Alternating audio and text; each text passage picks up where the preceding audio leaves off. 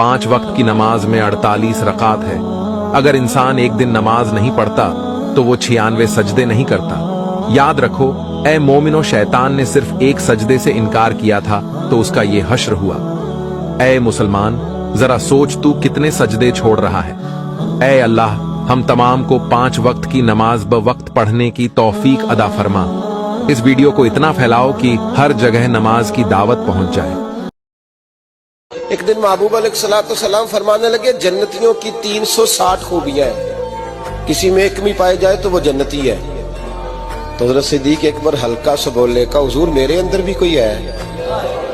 तो महबूब मुस्कुरा के फरमाने लगे, अबू बकर तेरे अंदर तो 360 सारी की सारी पाई जाती है।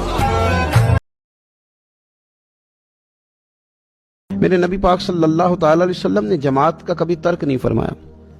हुजूर जमात के साथ नमाज पढ़ने को हमेशा पसंद करते, हत्ता कि जंग के मौके पर भी नबी पाक सल्लल्लाहु तआला अलैहि वसल्लम जमात का एहतमाम फरमाते। जब ज़ाहिरी तौर पर तबीयत मुबारक बड़ी अलील थी, विसाल ज़ाहिरी के अय्याम करीब थे, बज़ाहिर हुजूर कदम नहीं उठा पाते थे, फिर भी 2 लोगों का सहारा लेके मस्जिद में तशरीफ लाते, जमात के साथ नमाज पढ़ते पसंद करते।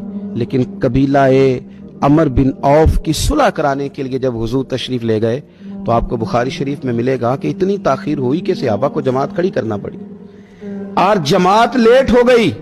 लेकिन मेरे नबी पाक अलैहिस्सलाम ने जमात को देर से अदा करना पसंद किया, लोगों की सुलह कराने को अहमियत दी, लोगों को करीब कराने को हुजूर ने उस कबीले की सुलह के लिए, उनके नज़ा को दूर करने के लिए हुजूर ने जमात को लेट कर लिया।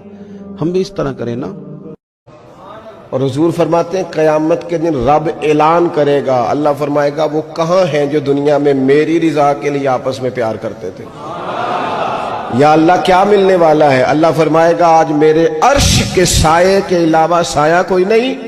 जो दुनिया में मेरी रिजा के लिए आपस में प्यार करते थे, उन्हें आज मैं अपने अर्श का साया अता करूंगा।